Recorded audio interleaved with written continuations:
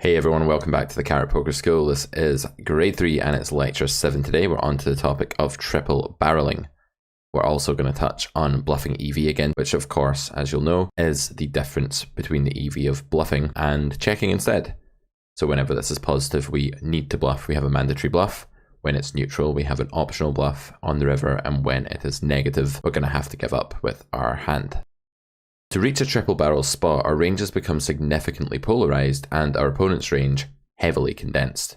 For example, in this cutoff versus button 3-bet pot, where button bets 1/3 pot on the flop, 60% on the turn, using the smaller sizing there because the stack to pot ratio is a bit smaller than in a single raise pot, so that's why we're not using B75, and then B117 is effectively just jamming the rest on the river. Don't worry about the fact that button is left and overbet here. It's not particularly important whether button leaves 80% pot, 100% pot, 117. Who cares? Sometimes you hear people bang on about geometric sizing. You know, you've got to bet geometrically. It's not even the right use of the word, for one, but secondly, you don't. You can do this however you want to, as long as you're not making an absurdly big or small sizing on one street for no reason. So 60 and then 117.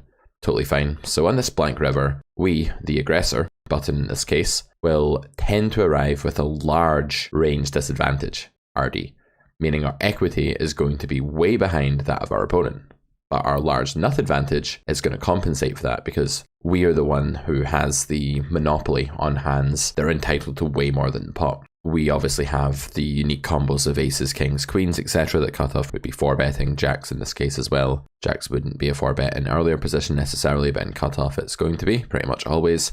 This monopoly that we hold on those hands allows us to just want to empty the clip here, following the teachings of glutton theorem that we looked at last time in lecture 6. We want to just shove everything on the river whenever we're betting here. We're not really going to have many hands that fall in the equity bracket that allows them to bet but not shove, because shove is only 117% pot anyway. Betting 75% pot is just something we would do with a hand that maybe only has 76% equity instead of 84, like that kind of thing, but we don't really have any hands of that nature that we need to bet. If we have got here with some weak 10, we can check back at this point possibly. These worlds are usually slightly unfavourable overall because the condensed range of our opponent likes the blank runout, and the large equity disadvantage that our range has here tends to trump the nut advantage that we have. If there was more money left behind, that would be different. A nut advantage gets better and better as the SPR is larger, so if we had 4x here that we could jam here, we could offset that equity disadvantage by our nuts being entitled to way more of the pot. Here we see the Range Explorer graph where button's equity is 39.6%, but their EV is redeemed somewhat by the nut advantage. The main differences between the two ranges here are, firstly, well, button has a lot of combos that are just absolutely nothing. Down at the bottom here, this is the bluff region. Out of position, the cutoff player doesn't really have many of these because they've condensed multiple times. Note that out of position doesn't really get to call showdown valueless draws on the turn to B60. They can call draws that have some showdown value, like the king queen of diamonds or ace jack of diamonds, but they can't just be peeling here with 7-8. Our tier 1 region is going to look like this, and these hands are overall just strong enough to use the biggest sizing available, the shove for 117% pot. We can note here that in the out of position player's range, we actually have some hands that have higher EV than any of the hands in our range. This is interesting because you would wonder, well, does button not also have 10s and 9s? Surely these sets, or boats as they are in this case on the paired turn, are shared. They are shared. But the thing is that when you have an aggressive opponent who's got a polarized range and is barreling into you frequently on the river, you actually have higher EV with your sets than they do with theirs. The idea is that when cutoff has a set here, they can make money from both our value hands and our bluffs, whereas we can only make money from the stronger hands in our opponent's range when we shove. It's actually even better to have the set here as cutoff because you're going to unblock all of button's overpairs, whereas when button has a set, they're mainly just going to block cutoff's calling range. So cutoff's boats are higher EV than button's boats. Even though they're the same hand, they're playing against different ranges. Our tier 4 hands are fairly abundant here as well. These are hands that were barreling for whatever reason and now have a bit of showdown value. We can see the cutoff's range has not many combos in general by this point because they would have jammed turn or raised flop or folded by now with a lot of their hands, and they didn't have as many combos as we did pre-flop. But we can see that we have quite a density here of hands that were formerly able to value bet, like some kind of 10, which are now just going to be checking back, coming in at around 50, 60, 65% equity, that sort of thing. Their EV may be a bit higher than that, it depends. Being in position and being able to close the action gives you a very good conversion rate of EV from your equity. But yeah, these hands are not going to be strong enough to value bet. Then we have the main feature of today's topic, which is the bluffing tiers. If you recall from grade 2, we introduced these as tiers 5 through 7, everything that was below tier 4, i.e. below a hand that's got enough showdown value to check. These hands can check though, because this is not a favourable world, many of them will give up, and the tier 7 ones will just be pure give ups because they're going to be negative in terms of bluffing EV, meaning that the EV of bluffing is worse than that of checking. Let's plot the bluffing tiers in a bit more specificity now. So if we zoom in to the bluffing tier hands that are betting, we can divide the air region into 3 subgroups. Firstly, we have tier 5, which are slightly winning bluffs. The reason these are slightly winning is that they have positive blocker effects, but because we're not in a favourable world for range, where fold equity is inherently really high, these hands aren't going to yield enough fold equity to be considered amazing. Against someone who's under folding the river, actually, these are going to be losing as well. But the idea is that in a completely balanced GTO situation, the blocker properties of these hands just make them slightly winning. But we have seen from looking at data and equity in general that hands don't get a massive equity or fold equity boost just from blockers in most spots. Typically you're looking at about a 3 or 4% fold equity swing at the most. So obviously some exploitative factors can offset this and mean that you still don't want to bluff with tier 5. Tier 6 are going to be your break-even bluffs. They're going to have a neutral mix of Y factor. They're not going to block too many folds, but nor are they going to unblock too many either. These hands are typically okay to bluff with. You should do it sometimes in order to make sure that your value hands get paid off and maintain a relatively reasonable level of aggression.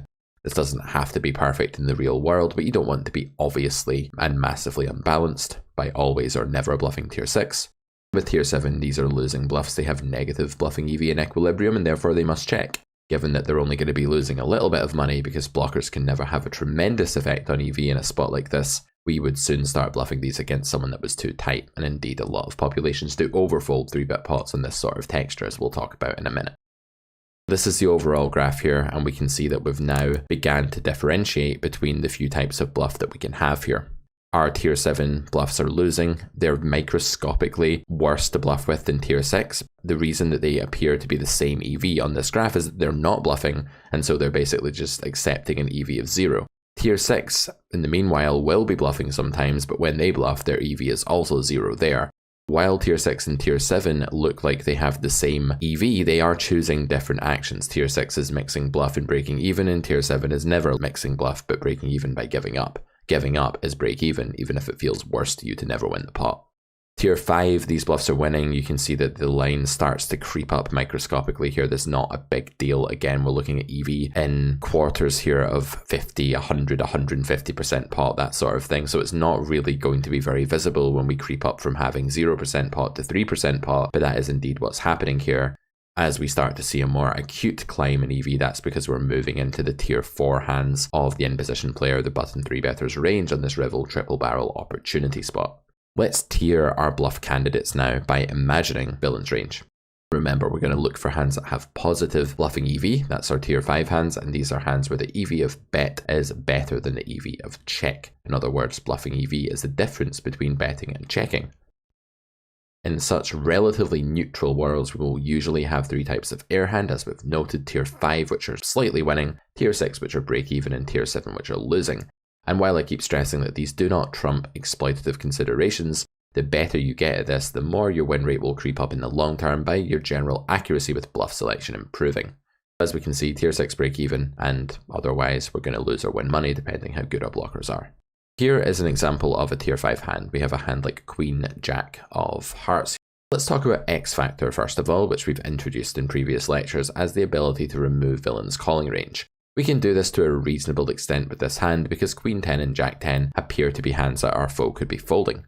Therefore, in a game where the blinds are 5-10, we can see that the EV, not in percentage pot here but in chips, is 1.68 big blinds to bet here. 16.68 chips in a 5-10 game is between 1 and 2 big blinds. That's quite a lot of money, because if you imagine just posting a big blind and then folding and then doing it again, that's kind of what you're doing here almost with this hand if you get this wrong and give up. The clues here are that you unblock diamonds, you unblock really big cards that are maybe calling turn but now folding, and the jack is just not going to block any folds here really. It's just going to block jack 10 of hearts. The queen will block maybe some folds if cutoff ever gets here with some ace queen off with a diamond or something, but for the most part cutoff's range will be unblocked. The folding region of it, that is, will be unblocked by this hand, and so we can say that the Y factor for this hand is reasonable and the X factor is positive, therefore we have a winning bluff. This is the formula for trying to ascertain in game whether your bluff is likely to be winning baseline, losing baseline, or breaking even by default, is thinking about positive and negative removal, known as X factor and Y factor, respectively, in the Carrot Poker skill. King of clubs, jack of diamonds. This is a hand that begins to have some negative blocker property because ace jack of diamonds is a hand that villain is going to be folding now. However, the king of clubs is a very useful card. You're still blocking the king 10 suited, which is going to be one of villain's most prevalent calls, I believe, and so this hand is an okay hand to bluff. You'll note here that while the solver is choosing to bet this hand all of the time, it's not doing that because it thinks it's positive. This is a break-even hand to bluff. You can see the negligibly small difference here between checking and going all in. You don't want to bet 1/3 pot, that would be a blunder, but otherwise this is fine. What's really happening here is that the solver is trying to just apply pressure long term with its strategy. Applying pressure per se and putting villain into a tough spot. You hear this kind of rhetoric sometimes from poker annotators and coaches, and it doesn't really mean anything. Like, sure, giving your opponent a problem to solve can be better just by default than not giving them a problem to solve, but the main idea here is that your value hands need to be paid, and of course the solver's algorithm is running the spot trillions of times against itself. And what it's found to reach this pseudo-Nash equilibrium that we're in is that if it actually stops bluffing this hand and just says, oh well, it's break even, so why should I bother bluffing, what will happen is that the opponent can start pitching lots and lots of value hands. On the other hand, if we were to go the full mile and actually bluff this all of the time instead of 97% of the time or whatever it's choosing to bluff there, we would also see like some kind of exploit where the opponent starts calling bluff catchers more and then the EV of bluffing the queen jack of hearts goes down slightly or something. But who cares, that's a tiny sliver of check that's going on here, but there will be other hands that are tier 6. That's to say they're break-even bluffs by default and they're mixing a bit closer to 50-50 or something. And when you choose to always bet with those hands, you're going to actually overbluff and ruin the EV in theory of all of your bluffs because now your opponent can just switch to always calling their own bluff catchers. But that's not a problem in reality because people don't know that we're overbluffing necessarily unless you're me, in which case they just always call you.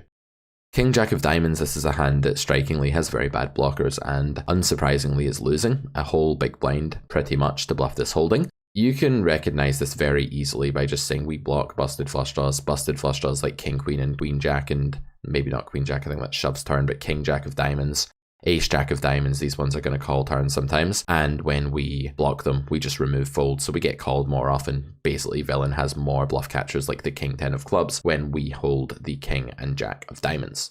That's a very basic outline of how to identify these tiers. What gives these hands their respecting bluffing EVs, and can we trust them in the real world, is a question that we should be asking. We have to remember that the solver's confrontation against itself in such spots can become quite meta, meaning that the solver can react to blockers in its opponent's strategy, which can then cause a reaction in the original player's strategy with blockers to those blockers, and it can all become very convoluted, meta, and borderline meaningless for humans.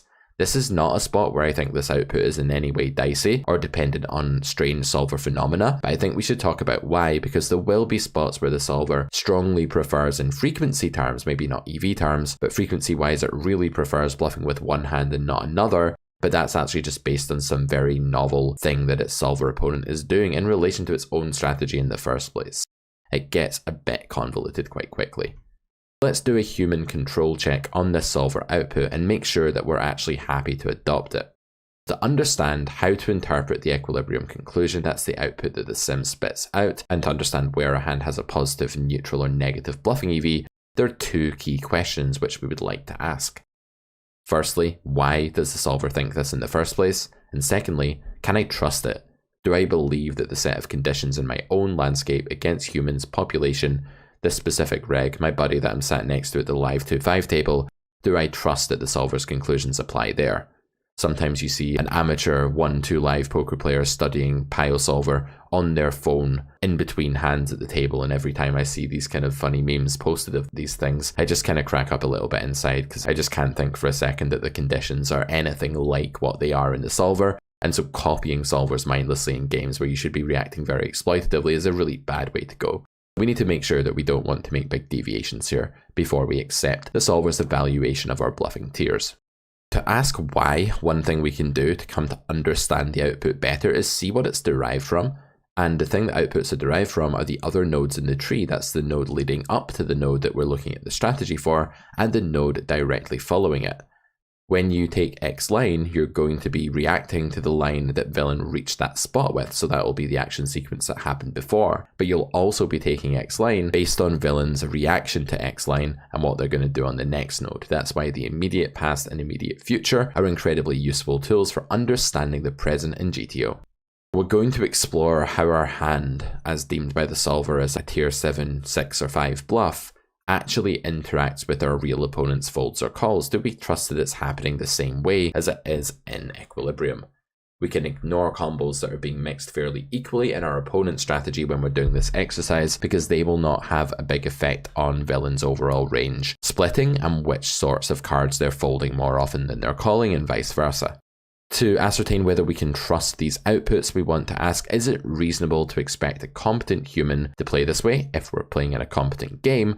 But if you're playing 1-2 on a Friday night and everyone's drunk and complete amateurs, maybe you can just accept that things are very different and try to figure out what each individual player is doing. There's always a gradient, there's a sliding scale, which describes how far we want to deviate from GTO, and generally the weaker the players in the game, the more we want to do that. Is this something that humans will exhibit, these behaviors we see in the sim? Or are they simply what we'll call solver phenomena? Solver phenomena are things that are based on specific, complex, or unnatural assumptions about ranges, such as, I see my opponent is favoring a 7 to a 6 here for bluffing the river, and therefore my range is favoring the 6 rather than the 7 for calling, based on some extremely hard to spot and very finely grained detailed factor. That's something you'd probably want to reject for most humans in reality, unless you're playing the end boss of all online poker. That's me, by the way. Not really. This sim here, we have the reaction to our shove, and by understanding better how villain is reacting, we can get a sense for what tier 6, tier 5, and tier 7 bluffs look like. For example, here we can see that most of villain's calling range on the river actually contains a 10, and then contains some kind of kicker that is jack through king with that. These are the hands that are calling at the highest frequency. Meanwhile, some hands that are pure folding are things like busted diamonds like ace jack. Ace queen is folding pretty often too, more than the mean, and then these under pairs are folding a lot as well. It would follow from this that if we did reach this river with a hand like ace 8 suited, that hand would be a pretty bad hand to blast off with, because the ace doesn't really have too much positive removal, although it does remove ace 9 and ace 4, but the 8 is going to block a lot of combinations. Why does the solver assign different bluffing EVs to the following hands? We can see why that happens by glancing at the sim. Queen jack has a blocker to queen 10. It's not blocking too many folds. Jack 10 is calling quite a lot as well. It just seems to not have any bad Y factor. It's leaving the folding range alone. It's blocking the calling range, i.e. it's got good X factor. King jack, we've discussed this one, a little bit of a mixed bag. And then king jack of diamonds, just mostly negative due to blocking a higher density of the busted flush draw folds. What we'll do here is just compare this in a table format. Here the solver thinks queen jack is winning. Do we agree? Well, it says that it's blocking the calls pocket jacks of various suits.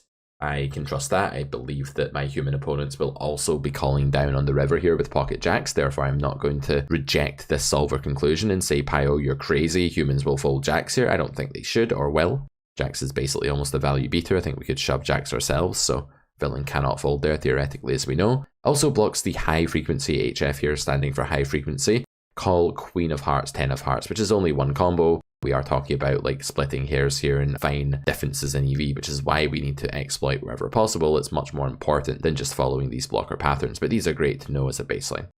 I think we can trust this, although I'm a bit less confident on this one. In some games I can see people just saying, oh, I don't want to stack off the top pair or something of this nature, even though it's one of the better bluff catchers in our range. Blocking top set is a good thing to do, or blocking 10-9, a good thing to do when you're calling river. Also, unblocking the pure folds ace queen and ace jack of diamonds. Good Y factor, good thing. Can we trust this? Yes. I strongly believe that humans will also A, reach this node with busted flush draws like these, and B, fold them on the river. As long as we think both of those two things are happening, then we can be confident that this output is just as relevant in reality as it is in the sim. Our tier 6 break-even bluffs now. The solver thinks that these are blocking the pure calls, Jack of Diamonds X. That's why it's also a mixed bag. There's some positive attributes to Jacks being blocked here by the Jack of Diamonds. The Jack of Diamonds is a multifunctional card. It's not as bad as the King of Diamonds, because while the King of Diamonds blocks only folds, it only has bad Y factor. The Jack of Diamonds has good X factor, so it massively compensates for it. And we're blocking the high frequency call King 10 of clubs. If we went back to the last slide, you'll see that that hand was calling pretty much always. And I think we can believe that. I think King 10 is a hand that is more likely to call than Queen 10, even though they're basically the same hand in this spot. And blocking pure folds like Ace Jack of Diamonds is a negative, but it's only one combo now instead of two, like the King Jack will block, as we'll see. That blocks more folds. This one again has the positive properties of the Jack, and I believe it. It unblocks high frequency calls like top pair. It does not, however, block the high frequency calls of top pair, so that's more of a neutral thing compared to actually having the positive X factor there, so the X factor is less good. And we're still blocking the pure fold Ace Jack of Diamonds. I think it's even possible that people will reach this node sometimes with the King Queen of Diamonds. I think the solver's pure jamming this on the turn where it has it, or raising on the flop, but I wouldn't be totally surprised if some humans had that hand, and that could render a hand like King Jack of Diamonds an even worse proposition for bluffing. Since all three cases have the same positive blocker property, X factor, of blocking jacks, we can actually ignore this and just focus on the differences between them. When we do this, the picture becomes a lot clearer. What we'd like to do is not just learn really specific things like bluff when you have Queen Jack of Hearts and 10-9-4-4 deuce. How are you ever going to remember that?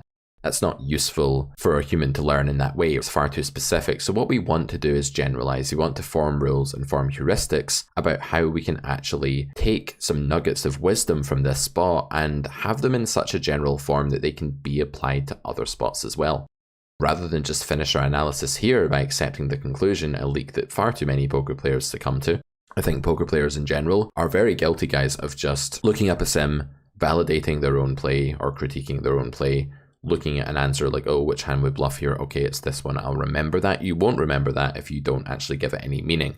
When you're providing a heuristic for a spot based on some evidence from a solver output, you always want to describe it in words and semantics and not just like copy and paste a hand thing into a document and be like, okay, this hand bluffs here. That's useless.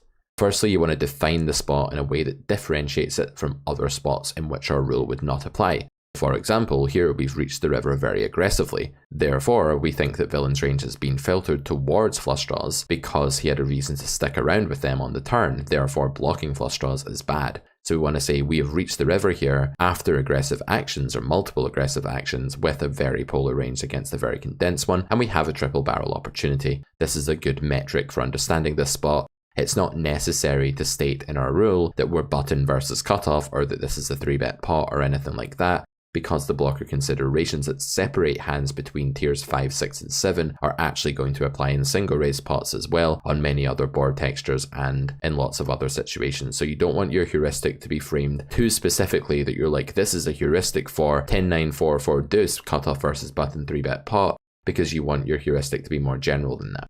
In the specific spot that came up, you want to define one or more factors that differentiated the bluffing candidates. Here what we can say is that the main factors that differentiated our bluffing candidates, and again these will not use words like diamonds or queen jack because these are board specific but will be more general, and we'll say that tier 5 bluffs tended to have a positive combination of having the right suits to block top pair. Note that if you have a diamond here, you don't actually block Jack 10 of diamonds because that's impossible. If you have the Queen of Diamonds, the King of Diamonds, you don't block that hand either. So if we got here with a hand like King, Queen of Diamonds, we would see that the X factor was more negative with that hand.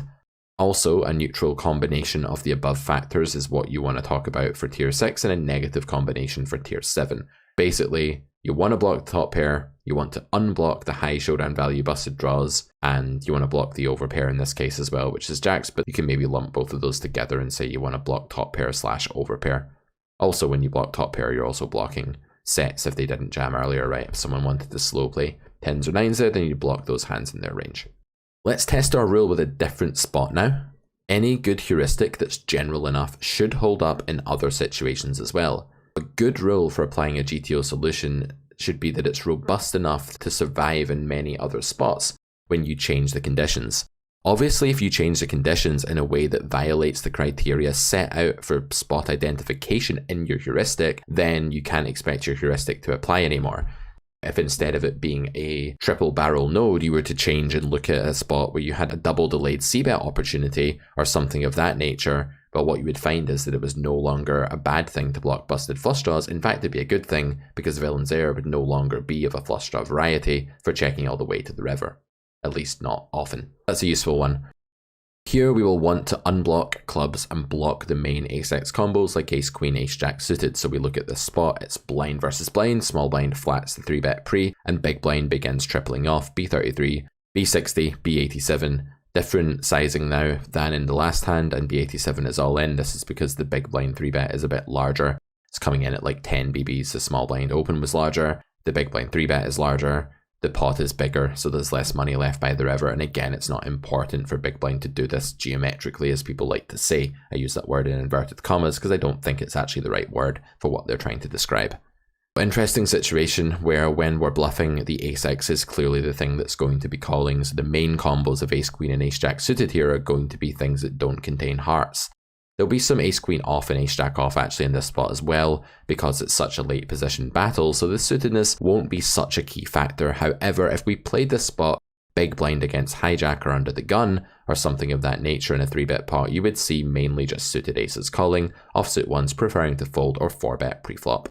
Here we have a very stark split between different bluff candidates. We have Jack 4 of spades, which is actually a really winning bluff, 10-4 which is break even, and the King 7 of clubs which is highly losing. You should be able to have a think about why this is.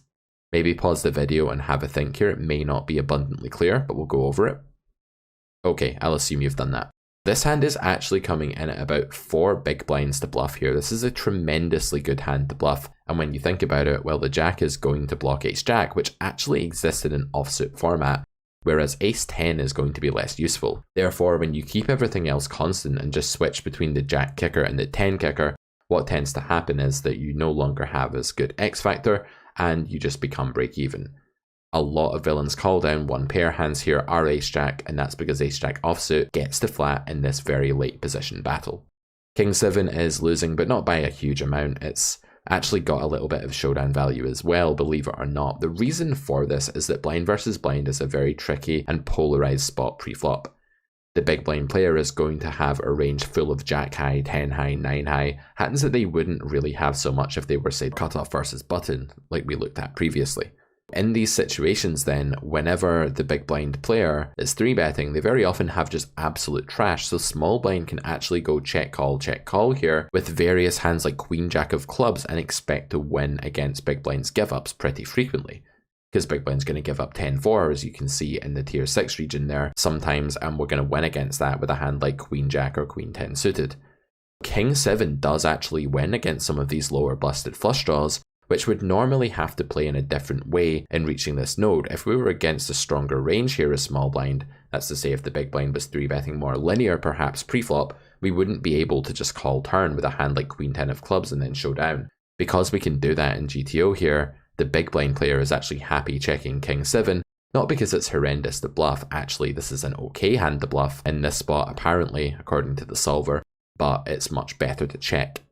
Here we can clearly see the influence of the King of Clubs. It does unblock high frequency 1-pair calls while also blocking folds, so it's not a great thing to bluff. I think this 7 is a really good card for removing folds because I don't think the small blind player is going call fold with a 7 ever, so this hand is definitely a mixed bag and fairly close to break even as a bluff, but when you're winning by checking, you've got to check. What about this Jack 4 versus 10-4 dichotomy? Villain always calls ace-jack suited and ace-jack off. These are value beaters, they don't mix at all because they're actually chopping with some of our value bets. We can shove ace-jack here ourselves. But ace-10 is actually just a bluff catcher. We don't 3-bet ace-10 pre-flop here, we call all of the combos of ace-10 offsuit and suited. Although you could 3-bet ace-10 suited. So there's a huge difference between having a jack and having a 10 because the jack actually beats value hands when you have ace-jack. Therefore, the small blind player is going to be calling with ace-jack always, but ace-10 isn't really a hand that's being 3-bet by the big blind, so this isn't even a good hand for them to call. This does get a bit meta. Against some humans, you might find that they just always call ace-10 or ace-jack, or they fold both of them, or they treat the two hands equally, and so you can see that in some cases here we may need to take such a solver output with a pinch of salt. We're looking at these differences when ranges get kind of snug like this, the X factor does become more important. I'd say in general the X factor is a bit more important, like blocking your opponent's good hands when you're bluffing in 3-bet and 4-bet pots than it is in single raise pots where all shapes and sizes of top pair are going to be mixing call on the river. Let's move on now and discuss some bluffing tiers in unfavourable worlds where we're going to have to be extra careful and only really the tier 5 hands are going to be surviving as bluffs.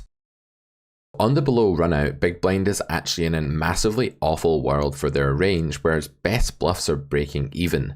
This is the sad state of affairs, but when we think about how players reach this spot, it becomes clear why this is the case. Small blind's range in this 3-bet pot for going open, call the 3-bet, check call flop, check call turn, and then check river is very different to big blind's range in this situation.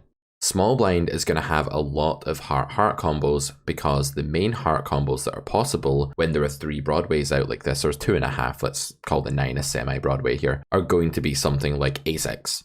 There aren't going to be a whole lot of queen x in their range or big blind's range here that are suited, and there's not going to be too many combos of king x, etc. because these are heavily blocked, or 10x, 9x, 7x, these are impossible.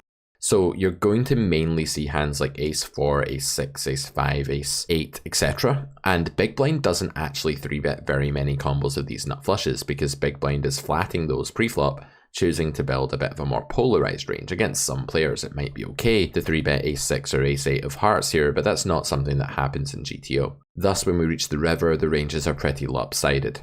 Big blind doesn't make many flushes because his pre-flop defense range is loaded with ace-x suited and suited broadways. That's his flatting range, not his 3-bet range. So if they're all going into the flatting range pre, there aren't that many of them in the 3-bet range.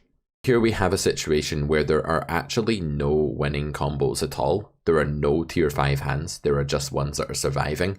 You could either view this by saying, okay, tier 6 is now the best we can have, or you could choose to say instead, oh, we have tier 5, but these are now our best ones. It really depends on what appeals to you the most for your framework, but there are no winning bluffs. There are no bluffs that are good because of blockers, just ones that can survive because of blockers. When you have the ace of hearts with an innocuous card, this is a spot that looks amazing for you, but fold equity is lower than normal in this situation because small blind's range is doing so much better than yours here, especially at the top, that actually you don't see a profit even with a hand that looks like a great bluff. That's extremely counterintuitive, but this is what happens when ranges are very unequal.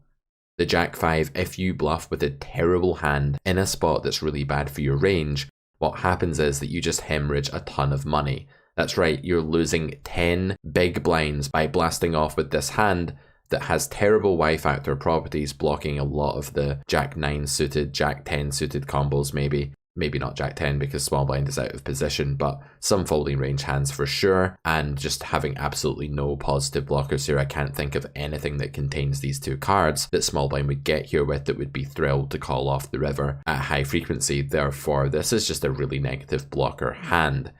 Wet blanket's rule is that it's a horrific blunder to bluff without very positive blockers on wet and unfavorable runouts.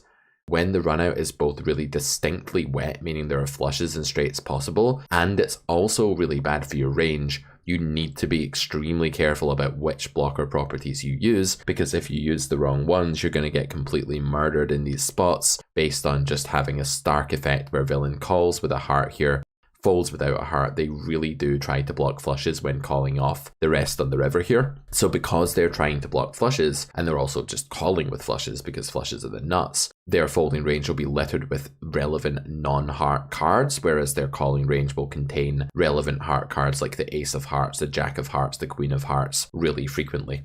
A hand like Jack 5 just meddles really strongly with those non-heart, bad bluff catcher, folding region hands. The Y-factor properties for Jack 5 of clubs are just hideous. They're really bad. That's wet blanket's rule. You do have to be extremely pessimistic on super wet runouts that are bad for you. Not all really wet runouts are bad for you. This one is a bit of an anomaly because we're in a 3-bet pot in a situation where big blind just doesn't happen to have that many flushes and small blind does based on the pre-flop range construction. But if you're in a single raise pot, cut off against big blind or something like that, usually you're not going to mind a flush runout. In fact, you're going to quite like most runouts that complete draws, particularly ones that complete straight draws, gutters, open-enders, because you're going to barrel turn with these hands, but villain can't necessarily call them out of position. This is very different in this 3-bit pot situation because the ranges pre-flop are very polarized for reaching the flop here, whereas usually ranges are linear and condensed. When you have like a button raiser and a big blind caller, you have 2 linear condensed ranges, but here you have 1 condensed linear range and 1 very polarized one. So extremely different spot that basically gives you a completely different framework to solve. Building rules then finally on wet runouts. This lecture is going to be a little bit shorter than the other ones, but that's okay. Sometimes we need a little bit of a break when we're studying intense poker theory. So let's write up our rule for spots where it's almost impossible for either player to land on the river with air. That's kind of what's going on here. There's basically no way that anyone has many combos of air in this spot. We can say wet, highly unfavorable run out in 3-bet pot. We could say that this is a reasonably correct description of the spot. It's not overly specific, it's not overly vague. We're not going into the fact that there's a king on the turn or there's a 3 flush river. We're just saying it's wet and it's unfavorable. And we can identify all other boards and runouts that fit into this category, therefore, and have a heuristic that's useful across lots of different spots. Tier 5. Nothing should be winning. Nothing should be tier 5 in these spots because fold equity is typically just below the pot odds norm. That means that the best blocker hands just claw back enough fold equity to reach break even. It's a sad state of affairs, but this is what happens in poker. Ranges are not created equally, and they don't remain equal even if they are throughout the course of different action sequences and runouts post-flop. Tier 6 hands, these ones are break even. We have some of these, but this is the best we can do, and the only thing that even gets to be break even in this spot is something that will block hands that complete these nuts on the rivers. Something like the Ace of Hearts here, something like the Jack of Hearts. Obviously you can't bluff with the King of Hearts in your hand, that's top pair. That would be putting blockers before hand strength, which is absurd. You're going to have some combos here that do qualify as a bluff, but they've got to interfere, they've got to meddle. It's a bit like interference theorem that we talked about earlier in grade 3, where when you're in a spot that's extremely unfavorable, and there it was repolarizing, where you were facing a river bet and you were thinking about raising, that's an unfavorable spot because your opponent's polarized and bet at you and it's expensive for you to continue. This is also an unfavorable spot, but it's more texturally determined than it is by action sequence. Everything else is losing here, some more than others. If your blockers are innocuous, like they don't remove a lot of folds because, let's say, through some freak miracle you reach the spot with the 3 deuce of clubs. I mean, you're not really going to get here with this hand pre-flop, I hope, but if you did get there with that hand, just for an extreme example to make a case in point here, that hand wouldn't be anywhere near as bad to bluff as a hand containing the Jack of Clubs, because the Jack of Clubs is a relevant card that really does get in the way of villains folding region, whereas the 3 and 5 of clubs or the 3 and deuce aren't going to do that so much. So do think about how innocuous / relevant your card is. And remember that we refer to cards that are relevantly meddling with villain's folding range as danglers. They're dangling out there, blocking his cards that are also just dangling and not creating a good hand. And here, even when the Jack is a kicker to a pair, it's going to be a bad card because the pair is bad now. That's what happens on really wet runouts. One pair becomes the bulk of a folding range. That's what you see here. Sorry to be a wet blanket and say that you can barely bluff and you have to be extremely selective and you have to have a heart and blah, blah, blah, but it's true. There's just so many bluff candidates here in the big blinds range that are random suited jacks that aren't hearts and suited queens that aren't jacks. And these are just awful cards to bluff with here. They really are. For homework, I would like you to give some examples of winning tier 5, losing tier 7, and break even tier 6 triple barrels in the following 2 spots. Do this without a solver first and then check your work with the solver as always and see how your conclusions have held up. I like to think that many of you will be in our Discord server and you will be chatting in the Carrot Poker School review channels that you will get into. These will be unique for people who have purchased the course and they'll be available for you to actually discuss the school material. So I hope you'll get involved there. You'll post your homework exercises and you'll ask for a bit of help if any of this is confusing. Hijacked versus cutoff is the first 3-bet pot, and then the next one is under the gun versus button. The right hand texture there is very bizarre, so have a careful think about how equal or unequal ranges are when you reach that river, who's the spot better for, and what's that going to mean? How selective will button need to be with their bluffs? I'll see you back here for lecture 8. Only a few lectures to go now before you complete the Carrot Poker School and do the grade 3 exam. Do stay tuned for more courses at carrotcorner.com as well. By the time this is out, there'll be more in the making, so do keep checking back even when you finish the school. Hope you're enjoying it so far. See you in the next lecture, and good luck at the tables. Bye for now, guys.